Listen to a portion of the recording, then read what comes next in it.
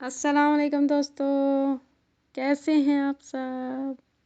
आज एक दिलचस्प और मज़ेदार कहानी के साथ आप सबको खुशामदीद। आज की कहानी काعنوان है हमारे पड़ोसी। चलिए कहानी का आगाज़ करते हैं। सुनते हैं कि अच्छे पड़ोसी अल्लाह ताला की नेमत होते हैं, लेकिन ये बात शायद हमारे पड़ोसियों ने नहीं सुनी। हम ये नहीं कहते कि हमारे पड़ोसी अच्छे नहीं, सिर्फ आपके सामने एक नक्शा सा खींचते हैं जिससे आपको अंदाज़ा होगा कि हमारे पड़ोसी आखिर है कैसे। सबसे पहले मिर्ज़ा साहब को लीजिए। ये हज़रत रेडियो बजाने के इतने शौकीन हैं कि यूँ लगता है मार्कोनी साहब को रेडियो ईजाद करने का ख्याल मिर्ज़ा साहब का ज़ौक़ देख कर ही आया था। अल्लाह झूठ ना बुलवाए तो 24 घंटों में से कोई 22 घंटे इनका रेडियो बजता है। बजता नहीं बल्कि चीखता है।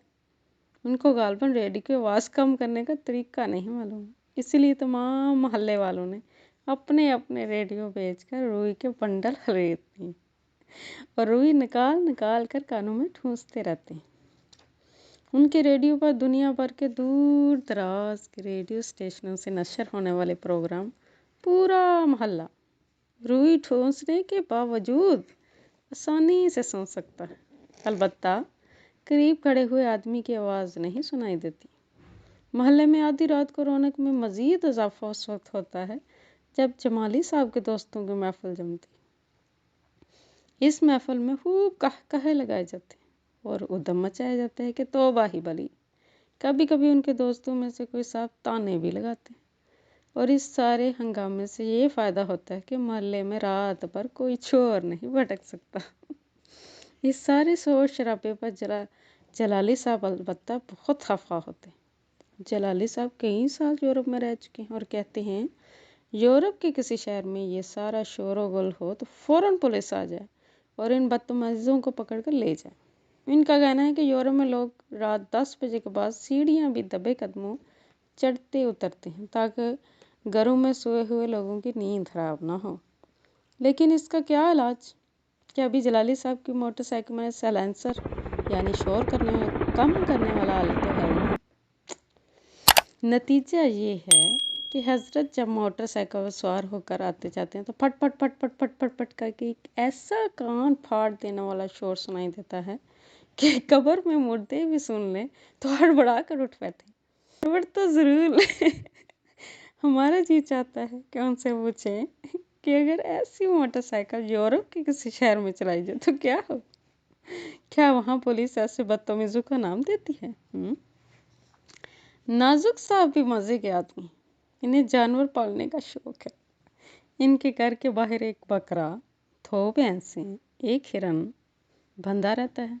घर के सहन में मोर बतखे हैं और घर में किसी जगह तोते, चिड़िया, बुलबुलें और ना जाने कौन कौन से परिंदे पा रखे हैं। घर में क्या है? अच्छा खासा चिड़ियाघर है। नाजुक साहब इन तमाम हैवानात की गलाजत और अपने घर का कूड़ा बड़ी पाबंदी से रोज़ाना घर के बाहर सड़क पर फेंक देते हैं।